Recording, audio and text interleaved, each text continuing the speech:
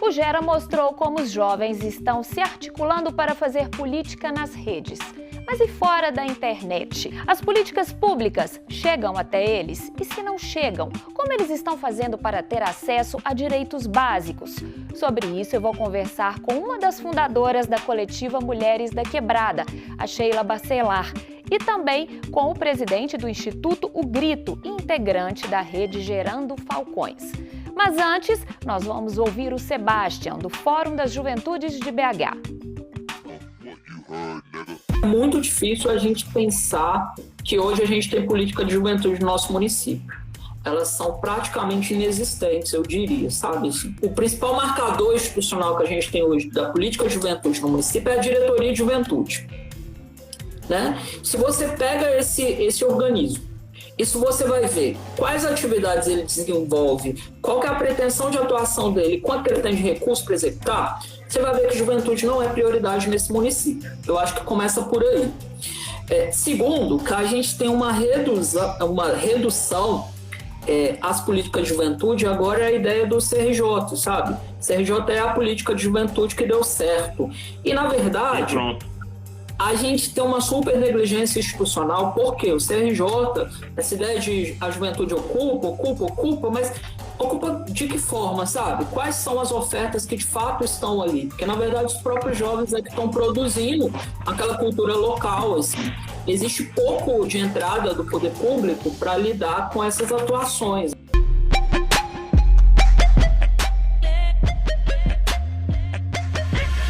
Pois é, quais são as ofertas do poder público para os jovens? É sobre isso que eu vou conversar com a Sheila. Seja muito bem-vinda, Sheila. Obrigada. Pois é, Sheila. Convite. Eu que agradeço a sua participação aqui. Conta pra gente, aí no aglomerado da Serra, onde você vive, milita, o que chega de política pública para vocês aí? Principalmente pensando nos jovens, assim. Nossa, principalmente para o jovem.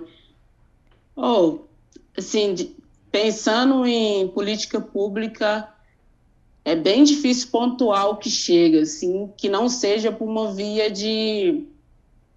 via da sociedade, quanto cidadão, exemplo, da periferia ter que correr atrás mesmo da política pública, né, assim, porque só da gente pensar no básico, né, ainda assim, a gente tem que atravessar ainda essa questão da falta de direito, né? Assim, então, política pública, eu acho que é até importante pensar a falta de direito e política pública, porque a gente ainda tem que questionar, né?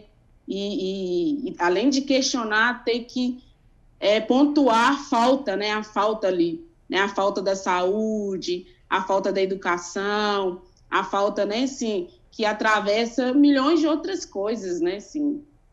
E você está falando justamente que é por isso que a sociedade civil acaba entrando muito, porque o Estado não aparece. E foi aí que vocês fundaram, né? Você e suas amigas, a coletiva Mulheres da Quebrada. Conta pra gente um pouco desse trabalho.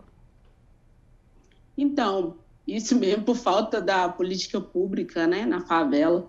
A coletiva Mulheres da Quebrada, ela vem aí com uma demanda bem grande em relação à saúde física, à saúde mental dessas mulheres, né? E não só nessa questão da saúde física, mas também diante da situação mesmo hoje, que a gente se encontra em um processo de pandemia, que é o básico, né? Ter o arroz, o feijão, né? E hoje a coletiva aborda vários, né? Assim, a gente tem vários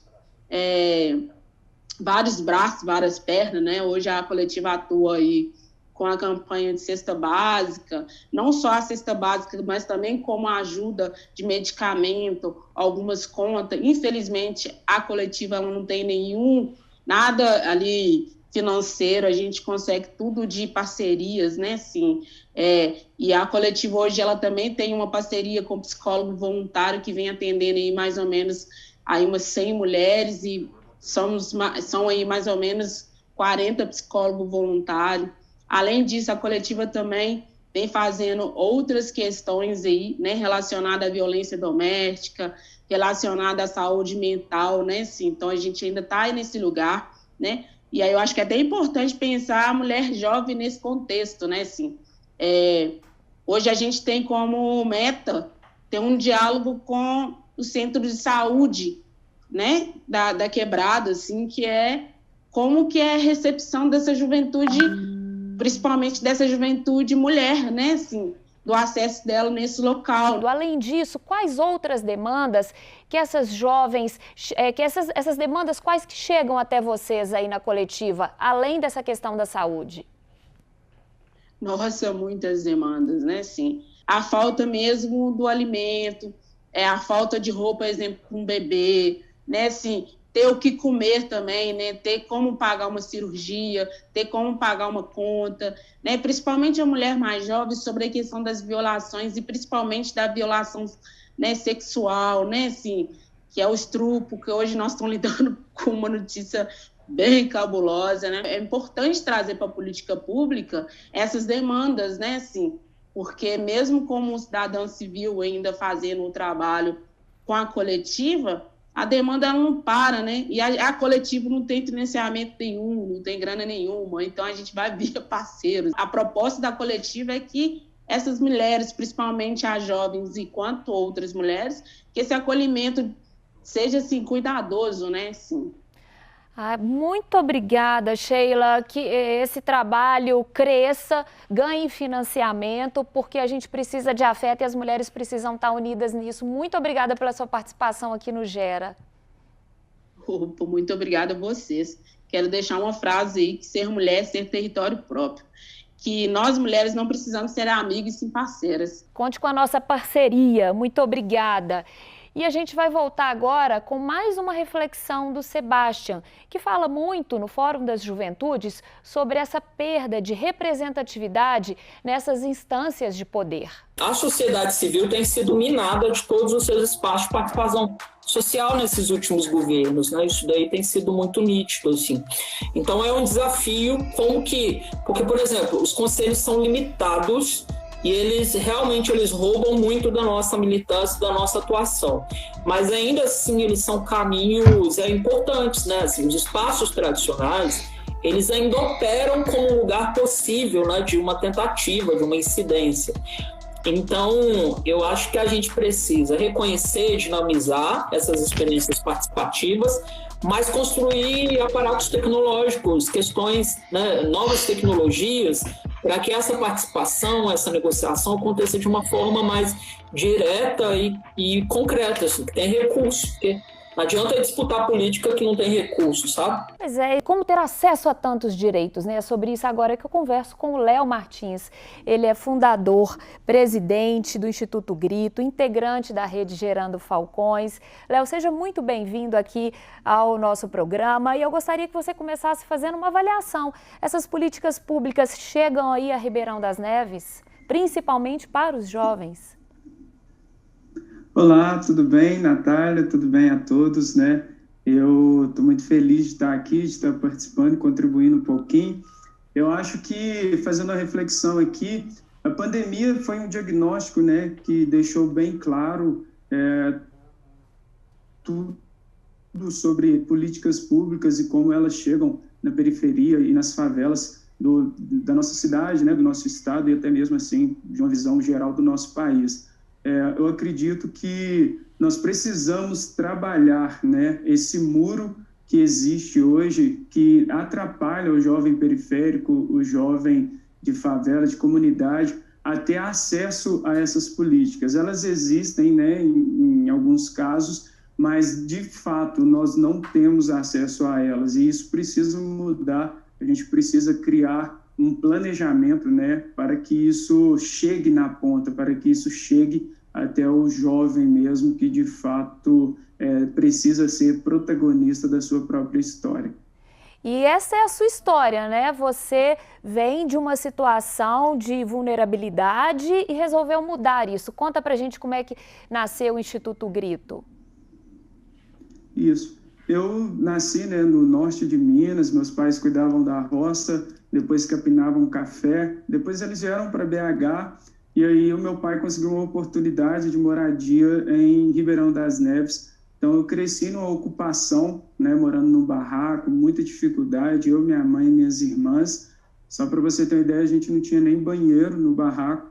E aí eu fui convivendo com essa falta de acesso à qualificação, a uma formação. Eu andava 5 quilômetros para poder estudar. E aí, com tudo isso, eu decidi criar o Instituto Grito em 2016, que é um projeto social que trabalha com crianças e adolescentes, né, como um trabalho mesmo de base. E nós trabalhamos também educação através da cultura e do esporte. E nós acolhemos esses adolescentes jovens a partir de 14 anos de idade, oferecendo para eles a oportunidade de estudar, de se qualificar, escolher uma profissão, e a partir daí nós o ajudamos, né, a tomar essa decisão. Trabalhamos também a inteligência emocional, nós trabalhamos para que esse jovem possa se descobrir, né? Léo, agora conta pra gente como que esse Instituto Grito, ele se articula com a Rede Gerando Falcões. O Instituto Grito, né, começou a fazer parte da Rede Gerando Falcões em 2019. Em 2018, eu participei de um processo seletivo para escolher 5 líderes sociais no Brasil. E eu fui um dos 5 escolhido aqui em Minas, né, representando Minas Gerais. E a Rede Gerando Falcões trabalha em periferias e favelas para diminuir a desigualdade social, investindo em líderes sociais, né, onde nós acreditamos que a transformação ela vem de dentro para fora. Então, esses líderes sociais, eles estão inseridos no contexto das favelas, no dia a dia, e por isso a rede trabalha em parceria com esses líderes sociais, porque nós acreditamos que pescar em rede é muito melhor do que pescar sozinho. E aí, a partir daí, nós entramos com gestão, metodologia, recurso financeiro, e nós pretendemos aí nos próximos 4 anos estar presente em 1.200 favelas, de mais de 7.000 favelas que nós temos no Brasil. Então, isso vem trabalhar o protagonismo, né, dos jovens e realmente assim, trabalhar a educação através da cultura, do esporte, da qualificação profissional, dando a eles uma nova perspectiva de vida. Então, nós pretendemos criar aí nos próximos anos a maior rede de ONGs do planeta e, num curto prazo, aí, médio, né, prazo, mandar a desigualdade e a favela para o museu. Agora, Léo, pensando em que as eleições estão chegando, que orientação que você daria para todos esses jovens com quem você convive aí na hora de votar? Olha, eu acredito muito no voto consciente, né? Eu acho que nós precisamos ter esse olhar de pesquisa mesmo, de buscar pessoas, lideranças que nos representem, pessoas que entendam o nosso contexto, pessoas que entendem essa exclusão, né, muitas das vezes que o jovem periférico vive, e pessoas que tenham um planejamento, né? Precisamos buscar um candidato que tenha um planejamento que venha diminuir essa desigualdade social, fazer com que o jovem tenha acesso a essas políticas públicas, que criem também projetos, né, que sejam embasados nisso, na transformação social. Beleza, Léo, muitíssimo obrigada pela sua participação aqui no Geração, um ótimo trabalho, que vocês tenham muito fôlego para continuar mudando a cara da periferia. E a gente fica por aqui torcendo que prefeitos e vereadores eleitos realmente invistam em políticas para a juventude. E não basta ficar só na promessa, é preciso colocar dinheiro para que elas saiam do papel. Continue acompanhando a gente nas redes sociais, até lá! Acho que a gente tem que dinamizar, criar sustentabilidade, construir mais processo formativo, acreditar mais em vocês que estão chegando também, as novas gerações, novas formas de fazer, dar suporte, porque protagonismo também a gente, sabe, precisa de apoio, não é só, agora é vocês. Não, eu acho que a gente teve um suporte, é fundamental também a gente contribuir com esse suporte para que o fórum continue existindo, que é um canalizador de lutas, um lugar de sistematizar essas bandeiras e que precisa permanecer.